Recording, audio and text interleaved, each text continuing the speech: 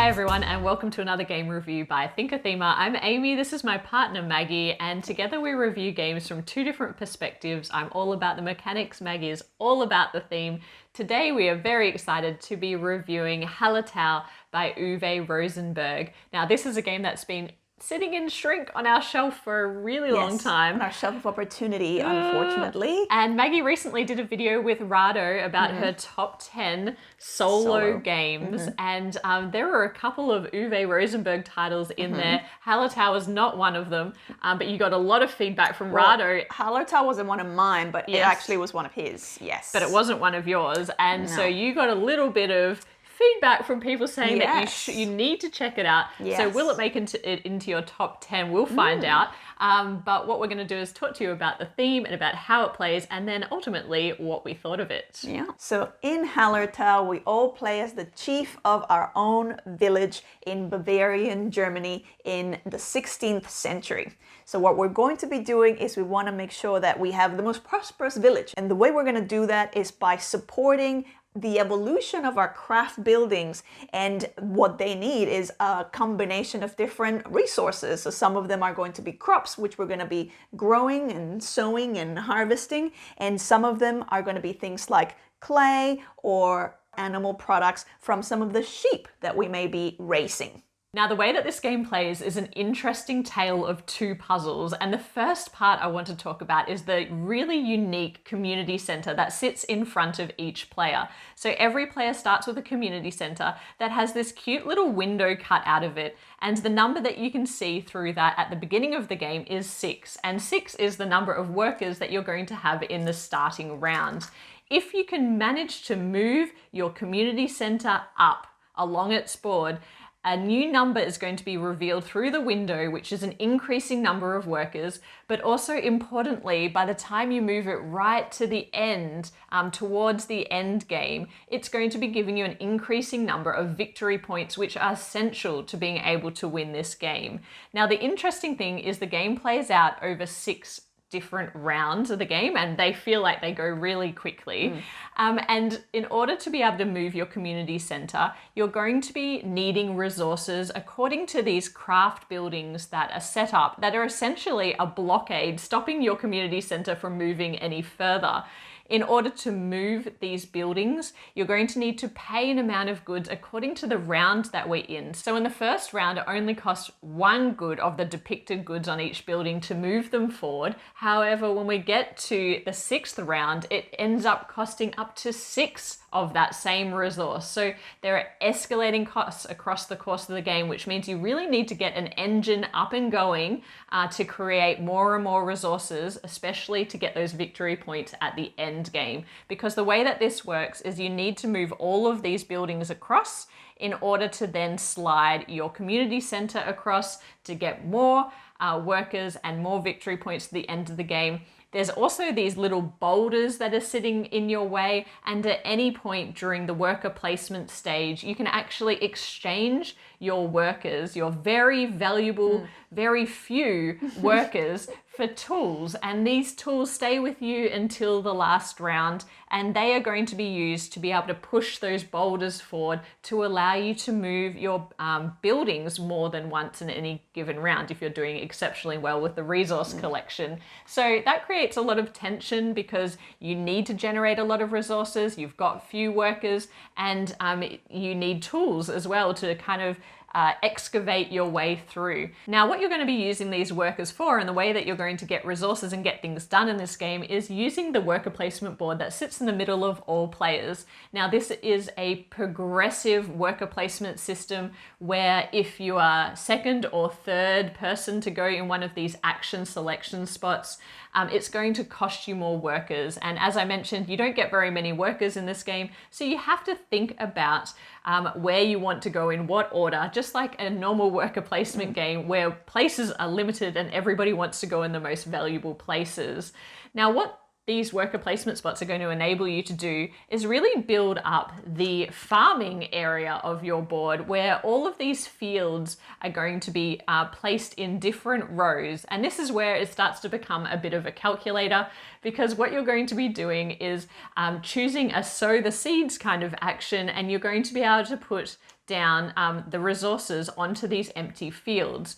At the part of the game where these get harvested, it depends on what row the field is in, and simply you move the resource across to this little tally on the left-hand side, and now you know you've got 4 of this good, 3 of this good, and 2 of this good. If you want to plant another one, you simply have to reduce one of your current goods in order to plant it over onto a field.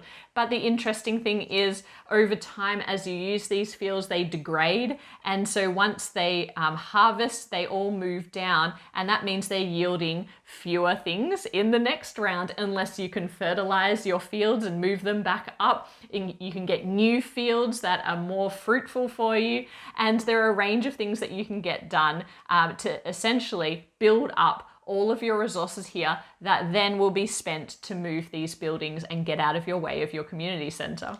Now, as a German farmer in Bavaria, you're not only going to be wanting to plant all of these different grains and hops, but you're also going to want to be sheep farming. And so sheep are another resource that you can collect from these worker placement spots. And sheep go into a different part of the board, which is a little complicated to explain in detail, but essentially they have a bit of a lifespan. So you're going to be taking worker placement actions to extend their lifespan. And sheep actually give you milk, and milk is another resource that you do need in this game. They can also be butchered to give you meat and to give you hide as well, and they are also animal products that you will need in the game, and if you keep them alive, you can also use them to generate wool. So between all of the farmed items and all of the sheep items, you are able to move your community center, and that really is the crux of this game. That is the core puzzle. The second puzzle has everything to do with the cards in your hand. At the start of the game, you're dealt a starting hand, and these cards are going to give you either things that you can sell resources for and action a card, ongoing abilities that will occur every round and generate new resources for you, or game state conditions that once achieved, you'll be able to play that and get some kind of bonus. So that creates a really interesting game, because when you action one of the cards from your hand, generally speaking, they also give you another card from one of these 4 decks on the board. You can also use your workers to go to these 4 corners of the board to pick up more cards, and the person who last picked up a card also gets to be first in the turn order, which becomes, as always in a worker placement game, becomes important towards the end of the game. But these cards are really fascinating because the idea is that you should focus on some of them and combo them together. So you're not only trying to optimize this puzzle, but you're trying to do it in a sequence that makes sense based on the cards in your hand, giving you the greatest opportunity to play as many of them to really help accelerate your game forward. And if those 2 puzzles weren't enough for you, the final thing is you can just forget all your farming and try and collect as many jewels as possible. Because if you're collecting jewels, these jewels can be traded away one at a time to simply move one of your craft buildings forward, ignoring the cost of moving. And that is not that valuable at the beginning of the game when it only costs 1 good, but when it costs 6 goods, that is the difference between getting your community center to the end and not. So does it actually feel like you are farming in a barbarian village? I'm gonna say, look, let's talk about from a thematic and immersion point. One of the first things for me is obviously the look and feel. It's got all the green. It's I kind of see those rolling hills. That sort of puts me in that space. Having cubes as your workers. Yeah, even for me, not, that's a bit flat. It's sort of, it does, for me, I can understand the reason why, because there's a lot, but it does take away from me being able to personalize the people that I'm putting out there. And I've heard that maybe it's more meant to signify time, so it's like the investment of time, but I kind of feel like it's still workers, and having it be a cube, it sort of takes it a bit back. Especially when the rest of the components are actually really beautiful. Yeah, they're so beautiful. Like all the other, I love all the crops, and even the little piece of meat and the little, milk. And so all of that is really beautiful. Even the little boulders.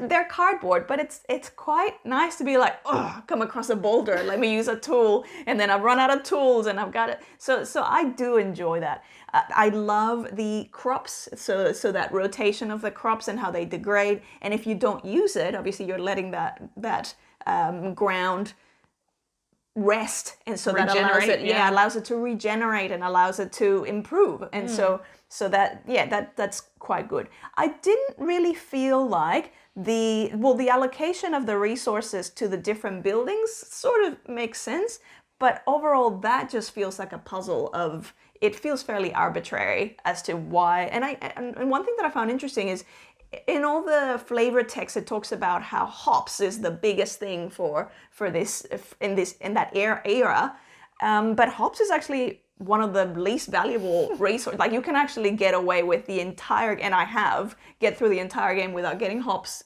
once. And so I was like, well, that's an interesting, like I didn't really feel like that kind of mirrored. And I don't know if it's because everything else is meant to be supporting that hops production, but it's almost inconsequential.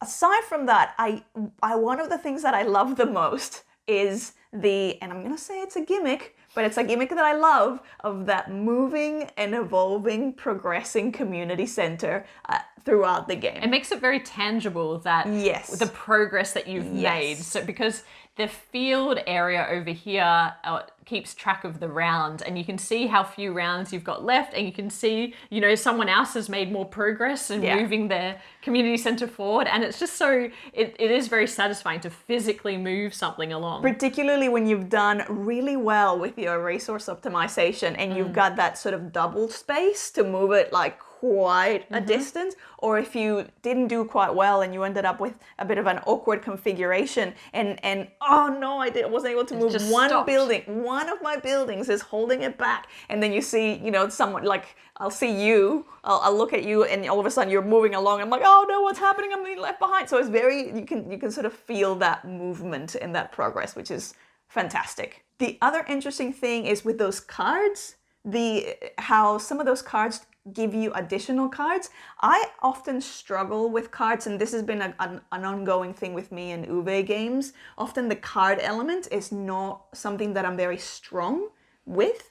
So I find that I really struggle to optimize that, and I often feel like I never get the cards that I need, or the card, like it's almost gonna be impossible for me to get this combination, or if I go down that rabbit hole of trying to get that combination, I'm probably going to sacrifice a lot of other things, and that's probably just more the way that my mind kind of thinks. I think a lot of people would say that about this game. There are people who really love the card element in this game, and probably not so much. And the reason why is because often it does feel like the luck of the draw. You don't end up with too many cards in this game. Sure, on a great game, and we've played this game many, many times, 10 times, when you play this game well, you will end up with this huge, this game is a table hog, it is. But then when you add in all of the cards that you've played, it's super satisfying when you combo them, when you pick up a new card and you're so close to achieving it that you know you're going to be able to get it done.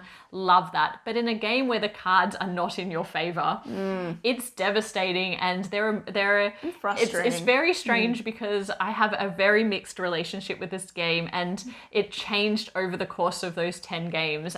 When I first started playing it, the one thing that I thought was going to be a deal breaker for me was the fiddliness of the game. So Maggie loves the exchange of resources and that kind of thing in a game, and it's something that really drives me nuts.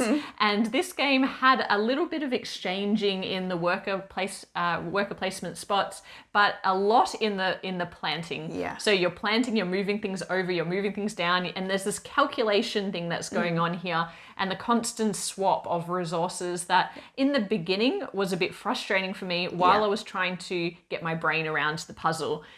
As that went on, I found that to be less of an issue. I got faster at it. It felt like, maybe it's not as bad as maybe some of Uwe's other games from my perspective. So that became okay. In the beginning, I found these cards, interestingly, in this game, they give you a variety of card packs for 2 of the decks. So you can actually change up the game by exchanging full decks of cards. And the beginner cards that they get you to try, I understand why they are the beginner games, beginner packs. They feel a little easier to achieve. And at first I found the card play quite satisfying. I thought this is actually achievable. It's good. It adds a little bit of like, ooh, bonus kind of thing. And then we tried some of the different and harder decks, or the non-introductory decks, and some of those I found really frustrating. Some of them I found if you just got the wrong combination of things, like in your starter hand, if it was bad and they were all really disparate, I just felt like I couldn't get that engine happening, because you need to play cards really to pick up more cards, and if you can't get that going, super frustrating. And then towards like kind of the middle of our experience, I found that Maggie and I were very closely competing on score. And where I was winning to begin with, Maggie kind of took over, but somewhere in the middle, we met in the middle, and we were getting really good at optimizing this puzzle and getting our community center all the way to the end of the board. And the difference between winning and losing was really coming down to those cards. And so it became exceptionally frustrating to have bad cards, and I can completely see why some people would just not be attracted to this game because of the luck of the draw on those cards. You can play it. There are variants where you can play it without cards. I don't know. Obviously, then the scoring is going to be lower. But again, the aim or target score that they give you as a point of reference, I expect that it is going to be about 20 or so points lower.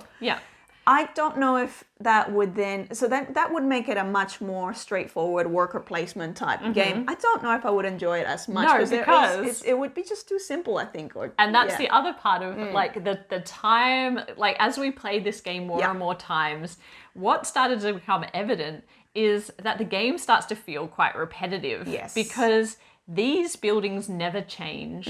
And so the resource requirements are always the same. They always escalate in the same way. So it feels like you're just constantly like doing the same puzzle over and over again. And so the cards are the only thing that brings in the joy, the interest, the different strategies. That all becomes card based in terms of variability. And so if you don't like the cards and your focus is more on the puzzle, I think, like for me, your interest in getting this game out and on the table is going to wane over time. I felt like for me, it was almost like this. If it was a chart, it was like this hurts my brain, I can't figure it out. And then it's like, ooh, okay, I know what I'm doing. Let me optimize this. And then once I kind of figure that out, it's like, okay, like the enjoyment started to sort of peter out.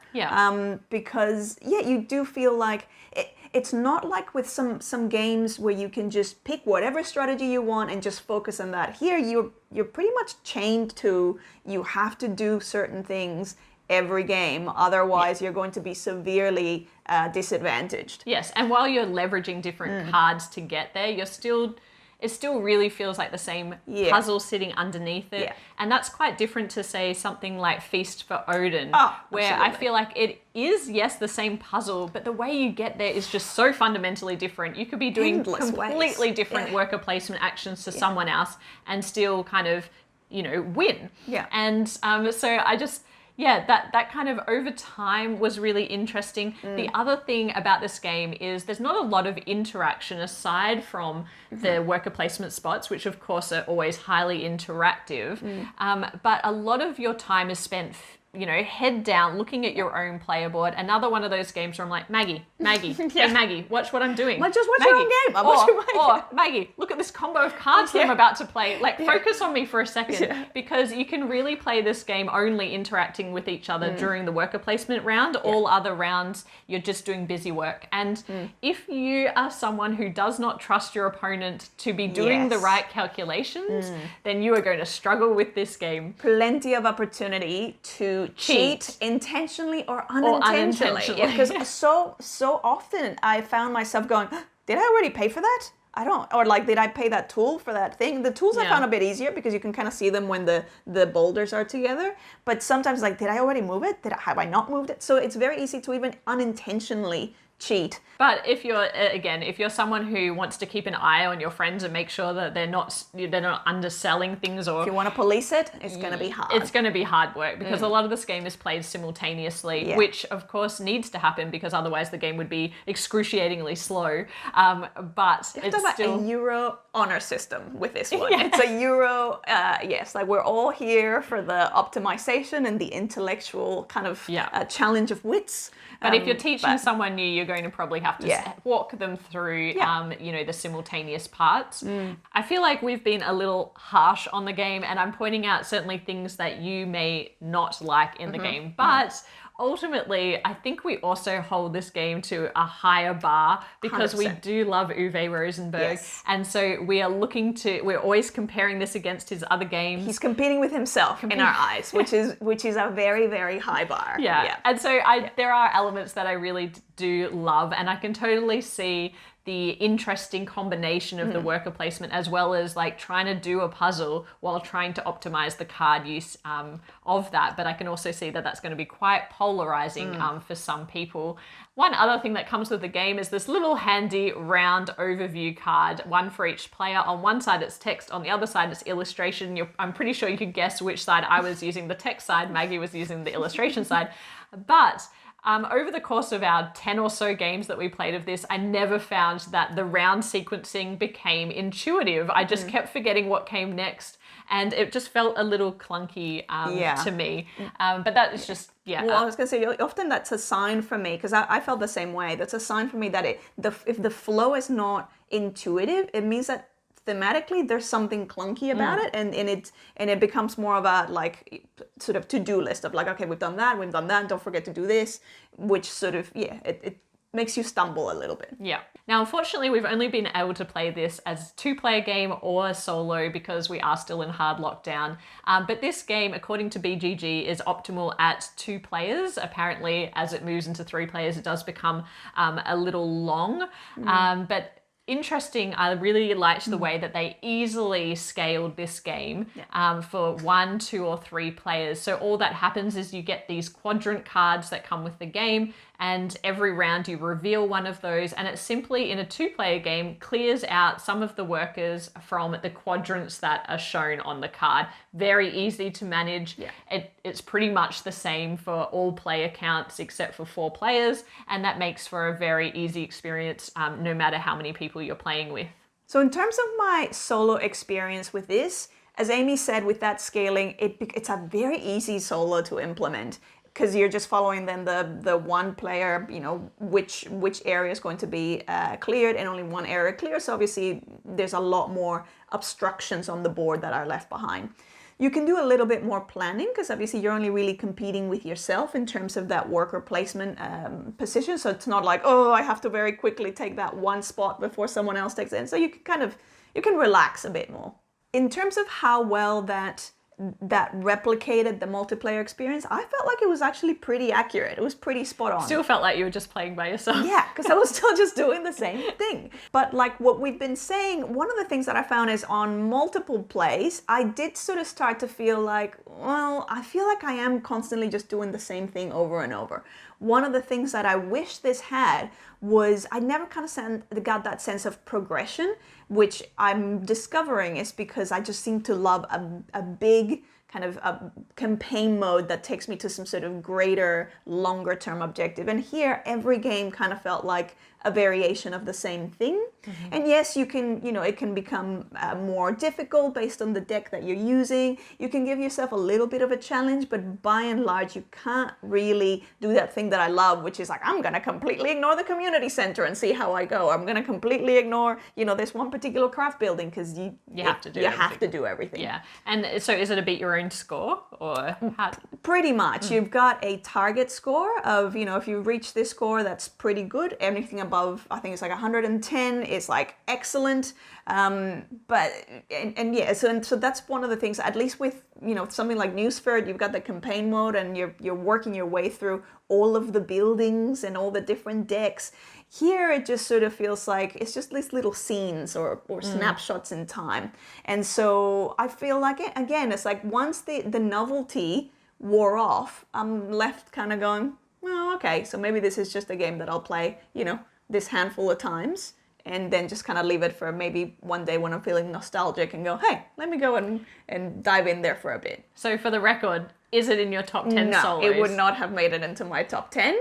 So yeah, I love Uwe. I still stick by my top 10. It's still not been toppled. Any of those games haven't been toppled yet. And there's a lot of interesting kind of, I don't know, synergistic elements about this puzzle that I really recommend everybody giving it a go. Yeah. But in terms of would we get it out instead of another Uwe game that we own? Ultimately, for me, it's not thematic enough. Even though there's all these thematic elements, they feel disjointed. I never feel like I am this farmer and I'm doing all these crops. I feel like I am an accountant trying to make sure that all these different colored bits are matching the requirements of these individual buildings. Because I never felt any real rhyme A lot of reason. summing, a lot of There's calculating. a lot of that. And one of those things is like this sort of the tracking of elements. I actually tend to prefer when I'm physically picking those resources rather than just using a sliding Oh, that would be scale. awful though. There'd be so many. Well, you can use bigger ones that are like your 5 or 10, kind of like, and I'm not saying that that's what it should have done. I'm just saying in general, it's something that, like, again, it just sort of makes it more of a math and accounting sort of. I'm the farm accountant. I'm not the farmer in here. Yeah, and I think that's where I'm disjointed or disconnecting a bit.